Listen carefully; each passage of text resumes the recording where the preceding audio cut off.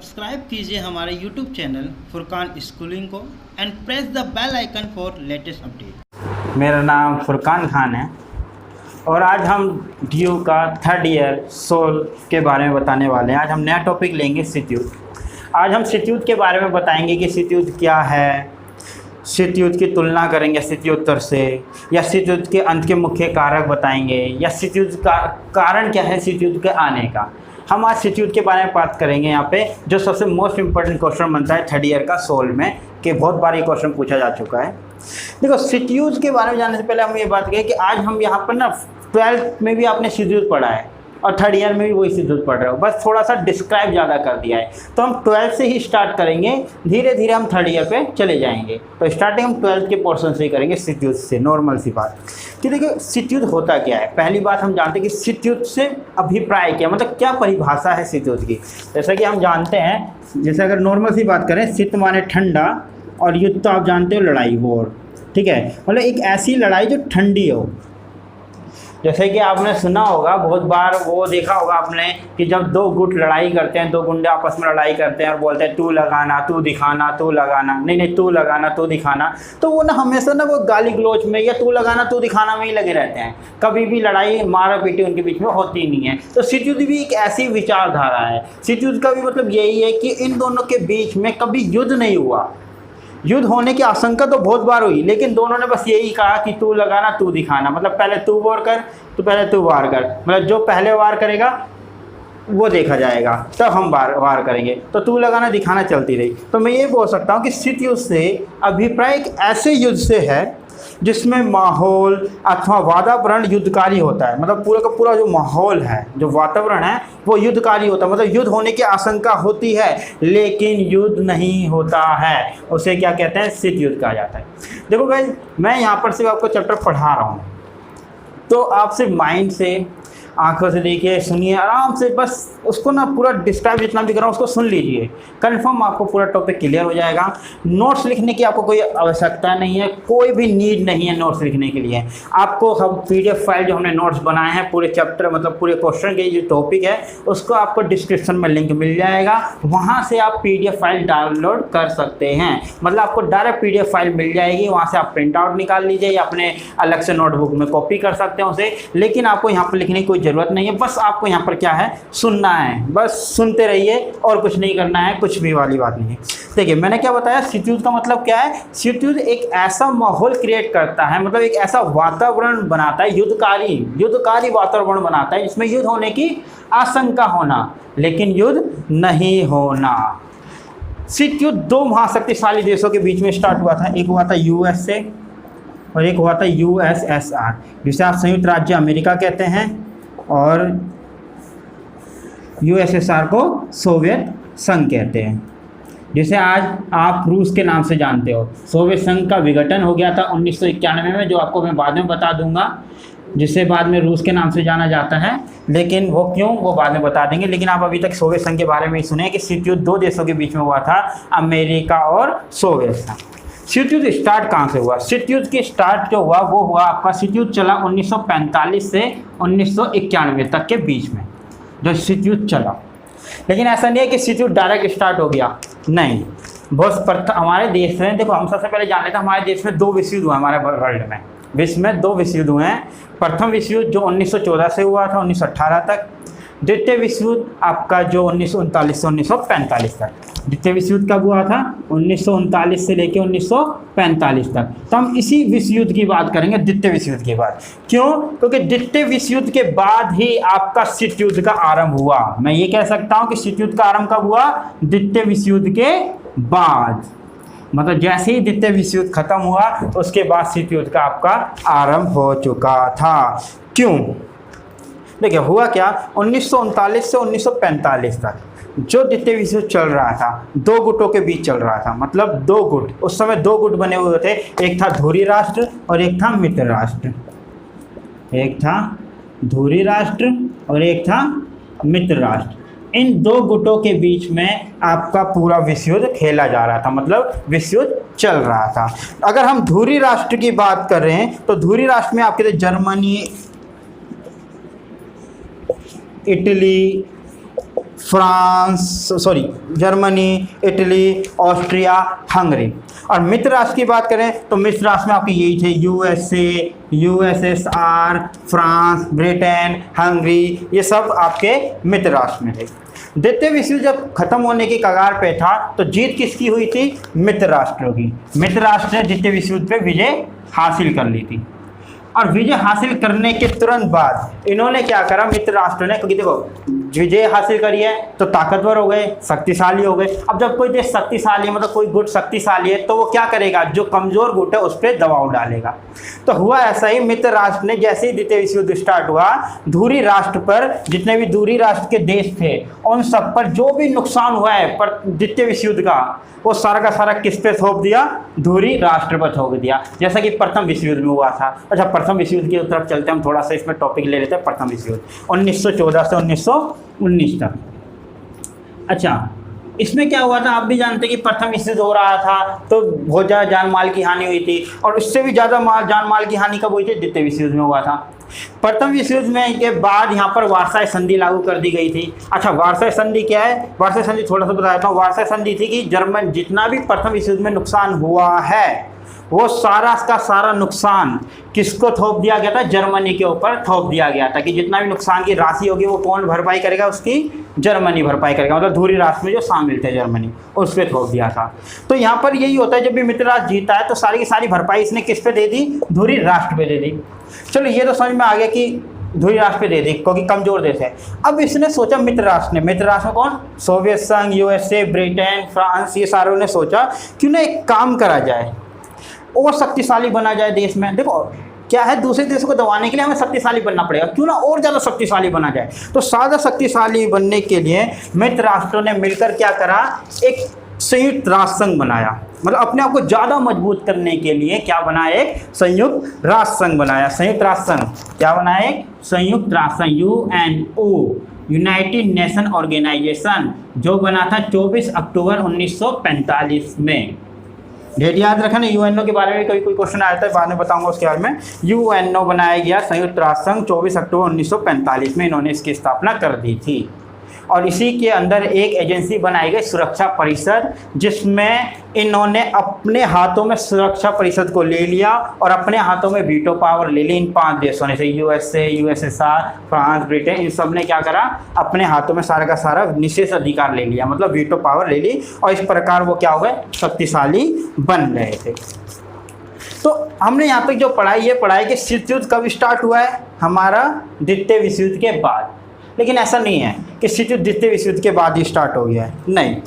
देखो हुआ ऐसा, द्वितीय विश्व युद्ध से पहले भी, मतलब अगर सेकेंड वर्ल्ड वॉर की बात करें तो सेकेंड वर्ल्ड वॉर पहले भी अमेरिका और यूएसएसआर के बीच में जो संबंध थे, अमेरिका और सोवियत संघ के बीच में जो संबंध थे, वो कैसे थे? तनावपूर्ण थे। शुरू से ही तनावपूर्ण थे। दोनों के बीच में संघर्ष रहा है, अविश्वास रहा है, शंका रही है, जिसमें कई बार लड़ाइयाँ होने के पक्ष में भी रहे हैं। ये सारा है, इन दोनों ने अलग अलग विचारधाराएं थी। मानते कि देखो पहले से इनके बीच में युद्ध तो नहीं हुआ पूरा, लेकिन फिर भी विचारधाराएं अलग अलग थी। कैसे विचारधाराएं? कि ये जो अमेरिका की जो विचारधारा थी वो थी पूंजीवादी विचारधारा, कि पूंजीवाद को लेके ये आगे बढ़ता है। और यूएसएसआर की जो विचारधारा थी वो थी साम्यवादी, मतलब समाज को लेके आगे बढ़ना है। दोनों के बीच में अलग अलग यहाँ पर विचारधाराएं हुआ करती थी, ठीक है। तो हुआ ऐसा कि उस समय जब 1917 में, यहाँ पर ना हम बात कर रहे हैं शीत युद्ध की स्टार्टिंग की, तो द्वितीय विश्व युद्ध से पहले मैं एक आपको बता दूं कि सोवियत संघ में 1917 में सोवियत रूस के अंदर एक बोल्शेविक क्रांति चल रही थी, ठीक है। बोल्शेविक क्रांति की मतलब उनके देश में गृह युद्ध चल रहा था। आप ये बोल सकते हो कि गृह युद्ध चल रहा था सोवियत संघ के अंदर, और उसमें अमेरिका ने बहुत ज़्यादा हस्तक्षेप किया गया था। तो अमेरिका से वैसे ही उसकी खटासपन चला रहता था, मतलब लड़ाई चली रहती थी। फिर हुआ क्या 1941 में, कब? 1941 में एक नाम जानते होंगे आप लोग, हिटलर का, ठीक है। हिटलर ने क्या करा, अचानक 1941 में हिटलर ने अचानक रूस पर आक्रमण कर दिया।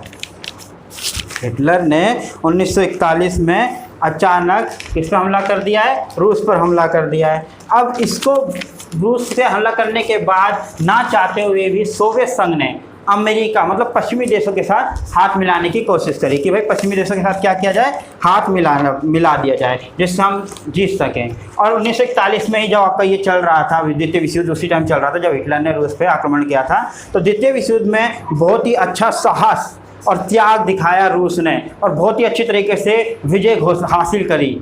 लोगों ने मान लिया था कि सोवियत संघ के प्रति जो प्रति जो सम्मान था ना, वो लोगों के मन में आ गया था देशों के प्रति कि हाँ यार, मतलब सोवियत संघ ने बहुत अच्छा द्वितीय विश्व युद्ध में अपना हाथ आजमाया है, बहुत अच्छा कार्य किया है इसने द्वितीय विश्व में। लेकिन अब लोगों का मानना क्या था? अब लोगों का मानना था कि शायद अब पूर्व और पश्चिम के बीच जो संबंध है वो अच्छे हो जाएं, मतलब जो पूर्व और पश्चिम के बीच जो संबंध होंगे शायद अब अच्छे हो जाएं, क्योंकि देखो दोनों मिलकर लड़ रहे हैं, धुरी राष्ट्र और मित्र राष्ट्र, मतलब मित्र राष्ट्र में ये दोनों देश शामिल थे, तो ये दोनों द्वितीय विश्व युद्ध स्टार्ट किया तो ये दोनों शायद हो जाए, लेकिन ऐसा नहीं हुआ। क्यों बताएंगे हम। शीत युद्ध का स्टार्टिंग 1945 में हुई, लेकिन ऐसा कैसे स्टार्ट हुआ ये बता रहे हैं हम, ठीक है। तो हुआ ऐसा, परमाणु हथियार के बारे में आपको बता दूं मैं कि उस समय जब द्वितीय विश्व युद्ध चल रहा था, द्वितीय विश्व युद्ध जब चल रहा है 1945 में, जब द्वितीय विश्व युद्ध चल रहा है तो उस समय अमेरिका ने क्या सोचा, ब्रिटेन के साथ परमाणु बम बनाने की कोशिश की, मतलब परमाणु बम का विकास करने की कोशिश की, मतलब आगे बढ़ाने की कोशिश की, परमाणु बम हो जाएंगे तो हम और शक्तिशाली हो जाएंगे। लेकिन ये बात सोवियत रूस से गुप्त रखी गई, जबकि लड़ाई किसने, मित्र राष्ट्रों में तो ये भी था सोवियत संघ रूस, मतलब ये भी था, ठीक है। लेकिन जब परमाणु हथियार बना रहा था अमेरिका ब्रिटेन के साथ मिलके, तो सोवियत संघ से ये बात गुप्त रखी गई। चलो ये भी ठीक है, गुप्त रख ली गई। फिर इन दोनों ने मिलके एक बात कही गई कि हुआ ऐसा कि अमेरिका और सोवियत संघ ने बोला कि देखो जापान, द्वितीय विश्व युद्ध में जापान ने घुटने टेक दिए थे, ठीक है। तो जापान में इन्होंने क्या करा, जापान में इन्होंने दोनों सोचा कि ना परमाणु बम फेंका जाए, ठीक है। पर जापान के ऊपर क्या फेंकना था, इन्हें परमाणु बम फेंकना था। तो दोनों ने मिलकर एक निश्चित डेट फिक्स कर ली कि भाई एक निश्चित डेट फिक्स कर लेते हैं, इतनी तारीख को जाएंगे और परमाणु बम फेंक देंगे।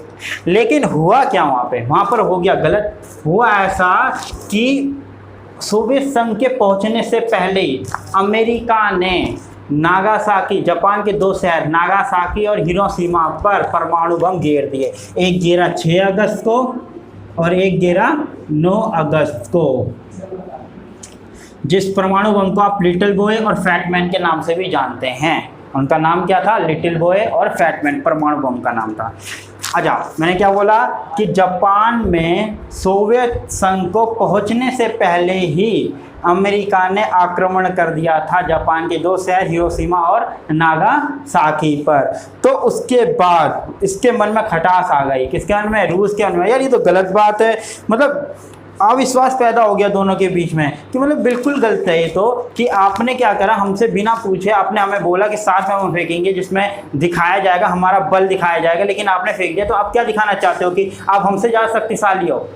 तो हुआ ऐसा, द्वितीय विश्व युद्ध में जब ये सब चल रहा था, सारे देश जो थे वो हार चुके थे, लेकिन जो सबसे ज़्यादा ताकतवर देश निकले द्वितीय विश्व युद्ध में, अमेरिका तो निकला ही निकला, जैसा कि हम जानते हैं, साथ में रूस भी, सोवियत संघ भी महाशक्तिशाली देश के रूप में उभरा, ठीक है। तो महाशक्तिशाली देश के रूप में कौन 2 देश उभरे, रूस और अमेरिका। तो इसी दोनों देशों के बीच में जो युद्ध हुआ बाद में, उसी को शीत युद्ध की संज्ञा दी गई थी, ठीक है। आगे बताते हैं, टॉपिक क्लियर करते हैं। तो हुआ ऐसा कि 1945 के बाद इन दोनों देशों के बीच में शीत युद्ध की होड़ हो चुकी थी, मतलब शीत युद्ध आपका स्टार्ट हो चुका था इन दोनों देशों के बीच में। अब शीत युद्ध का मतलब तो हमें समझ में आ गया कि शीत युद्ध जो चला 1939 से लेकर 1945 तक जो दूसरा विश्व युद्ध चल रहा था, उसके अंत में आपका शीत युद्ध स्टार्ट हो गया था। क्यों हो गया था ये भी हमने बता दिया है, क्योंकि दोनों देश महाशक्तिशाली बनने की होड़ लगा रखे थे। दोनों देश, देखो होता है ना, एक बार आपने देखा होगा कि द्वितीय विश्व युद्ध जो हुआ आपका, जैसे मैं बता रहा था आपको, 1939 से 1945 तक जो द्वितीय विश्व युद्ध हुआ आपका, उसमें विजयी कौन 2 देश हुए, 2 देश हुए, यूएसए और यूएसएसआर, दोनों ही महाशक्तिशाली देश के रूप में उभरे। इन दोनों के बीच में तनाव शुरू से ही रहा है, और आज जापान की वजह से जो इन्होंने बम फेंके हैं अमेरिका ने, उसकी वजह से और ज़्यादा तनाव हो चुका था। अब दोनों देशों के बीच में क्या लग गई? होड़ लग गई। किस बात की? कि सबसे शक्तिशाली कौन रहेगा। कहते हैं ना, एक जंगल में दो राजा नहीं रह सकते। अगर दो राजा होंगे एक जंगल में तो दोनों एक दूसरे को मार देंगे और एक जीतेगा, क्योंकि जंगल का राजा कौन बने? एक ही रहेगा। तो पूरे विश्व में दो महाशक्तिशाली देश हो सकते हैं? नहीं हो सकते दो महाशक्तिशाली देश। तो इन दोनों देशों में से कौन बनेगा महाशक्तिशाली देश? सिर्फ एक। तो यार एक बात बताओ ना, अमेरिका है, सोवियत संघ है, आया, सोवियत संघ आए, शीत युद्ध का मतलब ही क्या है? एक काम करो, शीत युद्ध छोड़ो, आओ लड़ाई करो, परमाणु बम फेंको, खत्म करो, एक जीतेगा और तुम महाशक्तिशाली देश बन गए। लेकिन ऐसा नहीं हो सकता था। क्यों नहीं हो सकता था? देखो, बात यह है कि दोनों देश लड़ना तो चाहते थे, दोनों देश चाहते तो थे कि हम आगे बढ़े। दोनों देश क्या चाहते थे? चाहते थे कि महाशक्तिशाली देश कौन बने? हम बने, मतलब एक जना बने। लेकिन दोनों देश लड़ नहीं सकते थे कभी भी। मान लो, सपोज करो कि मैं आपको दो व्यक्ति से लड़वाता हूँ कि दोनों के पास वेट बराबर है, कैपेसिटी बराबर है, ठीक है, कैपेबल हैं एक दूसरे के, हाइट बराबर है, दोनों की चीज़ें मतलब पूरा का पूरा बराबर है, पूरे दोनों एक ही तरीके से लड़ते हैं, ठीक है, मतलब दोनों एक ही हैं, एक मतलब एक क्लोन है एक रियल है, मतलब दोनों एक दूसरे से लड़ते हैं आपके। तो इन दोनों में कौन जीतेगा? कोई भी नहीं। मतलब ये बताना मुश्किल है कि इन दोनों में से कौन जीतेगा। लेकिन इस बात की मैं गारंटी देता हूँ कि जीता हुआ चाहे कोई भी हो, लेकिन जीतने के बाद भी उसके पास खून निकले हुए होंगे, उसके भी मतलब जबड़ा वड़ा टूटा हुआ होगा, वो भी हॉस्पिटल में होगा। मानता हूँ कि ये फर्स्ट वाला हार गया, लेकिन सेकंड वाला जो जीता है, जीतने के बाद भी ये कमज़ोर हो गया है। क्यों? क्योंकि ये तो हॉस्पिटल में है। मान लो ये दो गुंडे एक राज्य पे राज करते हैं। क्या करते हैं? दो गुंडे एक दूसरे राज्य पे राज करते हैं और दोनों ही गुंडे लड़ने लग जाएं, दोनों के पास कैपेबिलिटी बराबर है, तो क्या होगा? ये इसको मारेगा, ये इसको मारेगा। मान लो ये मर गया, ये क्या होगा? मर गया। लेकिन ये बंदा भी कमज़ोर हो गया क्योंकि इसे भी पड़ी है, ये कायम है, हॉस्पिटल में है। तो राज्य पे कौन राज करेगा? कोई भी नहीं। जीतने के बाद भी ये राज्य पे क्या है? राज नहीं कर सकता है, क्योंकि ये कमज़ोर पड़ चुका है। तो यहाँ भी ऐसा ही है। यूएसए और यूएसएसआर दोनों ही देश लड़ना चाहते थे एक दूसरे के प्रति, क्योंकि महाशक्तिशाली बनना था। लेकिन लड़ क्यों नहीं रहे थे? क्योंकि दोनों के पास बराबर की ताकत थी। महाशक्तिशाली देश दोनों ही थे, दोनों के पास परमाणु हथियार थे। कि मतलब अगर यूएसए और यूएसएसआर आपस में लड़ जाएं तो ये बताना बहुत ही ज़्यादा मुश्किल हो जाएगा कि जीतेगा कौन। लेकिन इस बात की गारंटी जरूर है कि हारे हुए देश के पास इतने परमाणु हथियार बच जाएंगे कि वो जीते हुए देश को नष्ट कर सकता है। तो ये दोनों देश चाहेंगे कि हम दोनों लड़ें और तीसरा देश मजे ले जाए? नहीं। इसलिए ये दोनों देश कभी लड़ना चाहते ही नहीं थे। लेकिन फिर भी एक डर लगा रहता है ना कि महाशक्तिशाली तो मुझे ही बनना है।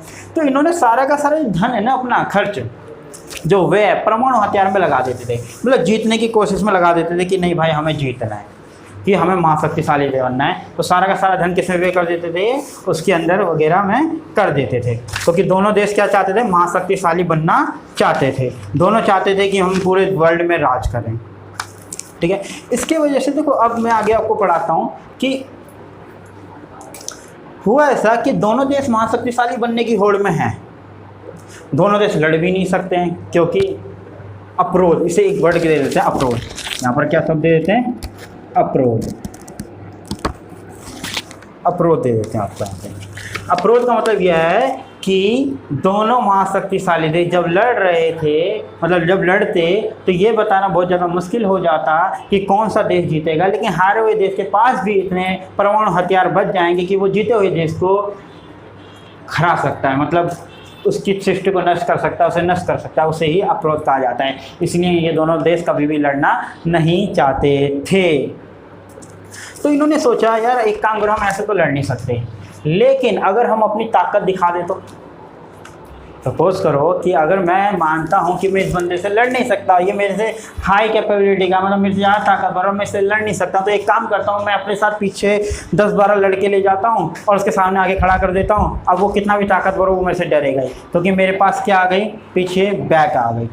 तो यहाँ पर भी इन्होंने यही सोचा कि ना छोटे देश तो वैसे भी डरते हैं हमसे क्योंकि हम महाशक्तिशाली देश हैं। क्यों ना छोटे देशों को अपने अंदर ले लिया जाए और इससे हम क्या जाएंगे और ज़्यादा महाशक्तिशाली बन जाएंगे और हम दूसरे देश को हरा सकते हैं। तो यूएसए ने यही सोचा क्यों ना हम एक काम करें, एक संधि बनाए जिसका नाम रखा गया नाटो। क्या रखा गया? नाटो। 1949 में ये संधि बनाई गई, North Atlantic Treaty Organization. NATO बनाई गई थी यूएसए के द्वारा 1949 में। ये एक सैन्य गठबंधन था, इनके कहने का मतलब ये था सैन्य गठबंधन। इन्होंने इसका मतलब ये था कि अगर कोई भी देश चाहे तो हमारे पास आ सकता है, और वैसे भी आती। देखो जब ये दोनों देश, जब जितने विश्व चल रहा था, जब ख़त्म हुआ तो दोनों देश जीते, तो सभी देशों के पास दो ही ऑप्शन थे, अकेले रहेंगे तो मारे खाएंगे।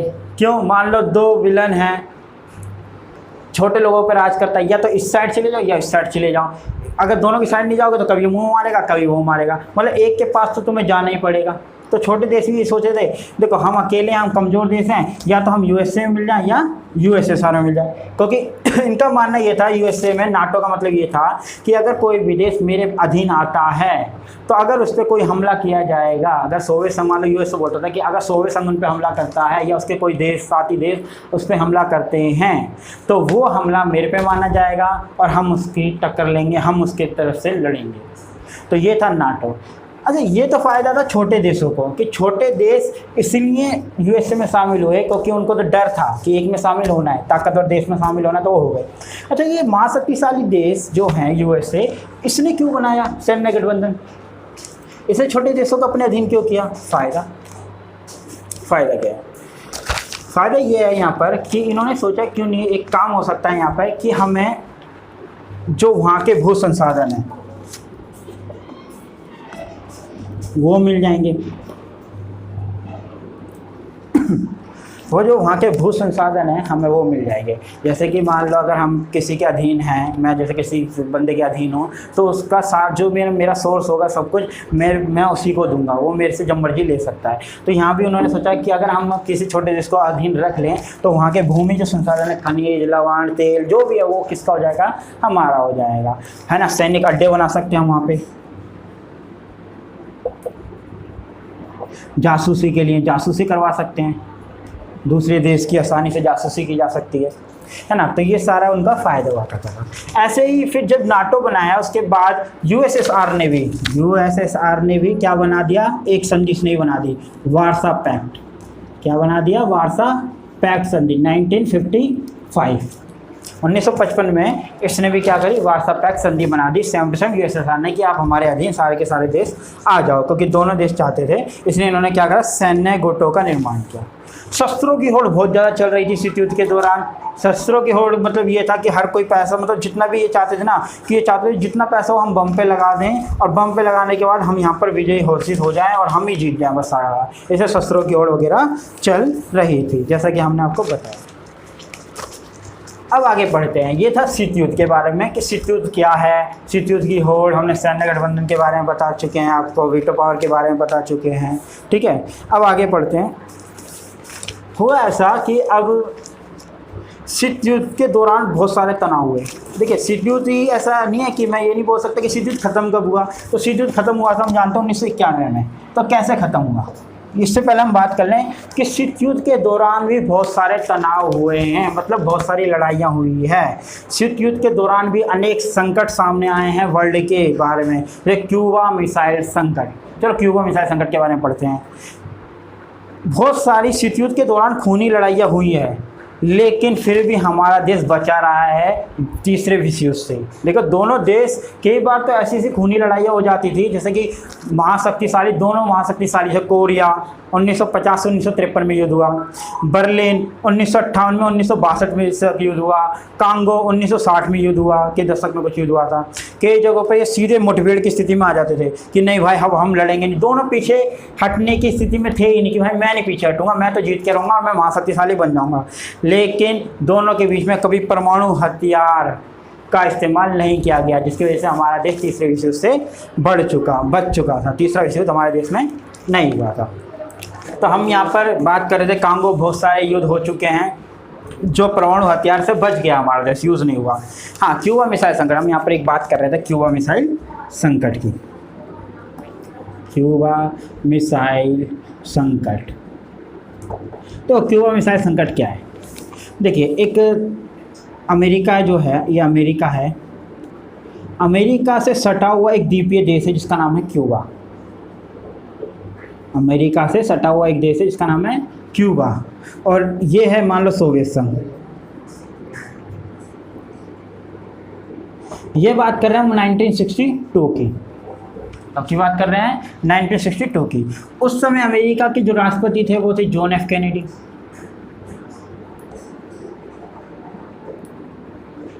और क्यूबा के जो राष्ट्रपति थे वो थे फिदेल कास्त्रो, और सोवियत संघ के जो राष्ट्रपति थे वो थे निकिता खुश्चेव।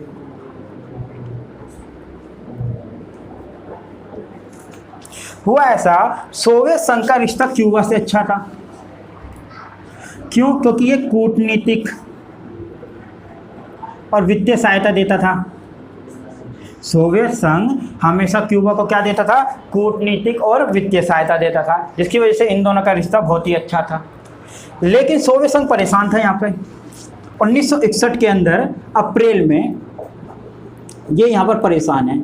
क्यों परेशान है? क्योंकि इस बात की चिंता इसे खाई जा रही थी कि अमेरिका क्यूबा पर आक्रमण ना कर दे और क्यूबा का तख्ता पलट ना कर दे, मतलब फिदेल कास्त्रो को हटा के कोई अपना प्रधानमंत्री, मतलब कोई भी अपना शासक ना लागू कर दे, जिसकी वजह से क्यूबा पर किसका राज हो जाएगा? अमेरिका का राज हो जाएगा। सोवियत संघ डरा हुआ था इस बात से, तो सोवियत संघ ने सोचा क्यों ना जल्द से जल्द क्यूबा को और ज़्यादा अधीन ले लिया जाए। तो सोवियत संघ ने क्या सोचा, निकिता खुश्चेव गए क्यूबा के फिदेल कास्त्रो से बात की 1962 में और कहा क्यों ना मैं ना तेरे यहाँ पर क्यूबा के अंदर सैनिक अड्डा बनाना चाहता हूँ।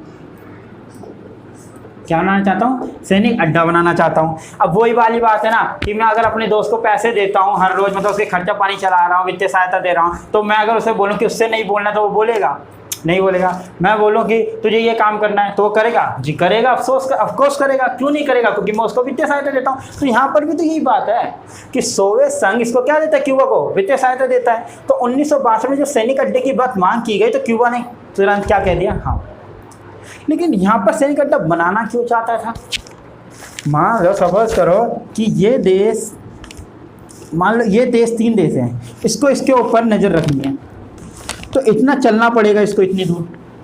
क्यों ना एक काम करें, यहाँ पर लोगों को, अपने बंदे को खड़ा कर दे, अपने लोगों को खड़ा कर दे, तो यहाँ से दूरी कम हो जाएगी, तो जासूसी करना बहुत आसान होता है। ऐसे ही यहाँ पर था कि सोवियत संघ अगर यहाँ पर अपने सैनिक अड्डे बना ले तो अमेरिका के इतने नज़दीक आ जाएगा कि जब मन करा उसका हमला कर सकता है वो उसके ऊपर।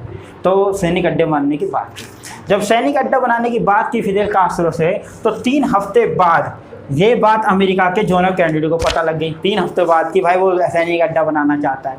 फिर उसने ये बोला क्यूबा को, सोवियत संघ को एक चेतावनी दे दी कि अगर तू कोई भी, अगर आपके सैनिक अड्डे से जंगी जहाज क्यूबा की तरफ आएंगे तो हम बीच में उसे कब्जे में ले लेंगे। अब ये कंफर्म नहीं है हम इस बात को कि उसने जंगी जहाज जो भेजे या नहीं भेजे, या गति धीमी कर ली, या वो आए ही नहीं कभी। लेकिन इसी को क्यूबा मिसाइल संकट कहा जाता है, क्योंकि वो मिसाइल संकट था, सिर्फ हुआ नहीं था, सिर्फ एक संकट था। तो ये था पूरा का पूरा आपका डिस्क्राइब जो हमने सिट्यूट पढ़ा है। लेकिन हम यहाँ पर बात करते हैं सिट्यूट खत्म कैसे हुआ, ठहराव। पहले तो ये सब जानते ही हैं कि 1991 में सोवियत संघ का विघटन हो गया, तो वो कमज़ोर हो गया देश, जिसकी वजह से यही बात सामने आती है कि भाई प्रथम जो महाशक्तिशाली देश था यूएसए, वो अपने आप वर्चस्व में आ गया, शक्तिशाली बन गया। लेकिन उससे पहले भी हुआ ऐसा कि सिट्यूट के चरण, जब सिट्यूट चल रहा था तो अमेरिका ने इस बात को मान लिया था कि, मतलब अमेरिका ने बोला था कि जो जर्मनी का विभाजन हो रहा है या पूर्वी यूरोप में सोवियत संघ ने अपना वर्चस्व बना लिया है, उसको स्वीकार कर लिया। ठीक है, अमेरिका में ठीक है, तुमने वर्चस्व बना लिया, पूरी यूरोप में कोई दिक्कत वाली बात नहीं है।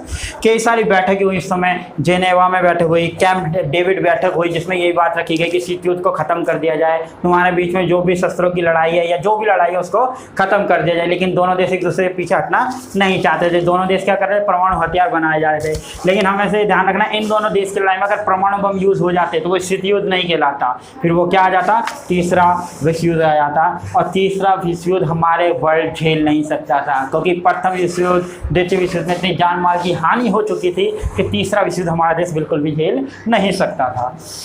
तो इसी वजह से इन्होंने बहुत सारी संधियाँ बनाई। तो उस समय संधियाँ बनाई जाती थी, संधि बनाई बहुत सारी, जैसे कि पहली संधि बनाई थी आपकी 1963 में, बोला गया आंशिक परीक्षण निषेध संधि।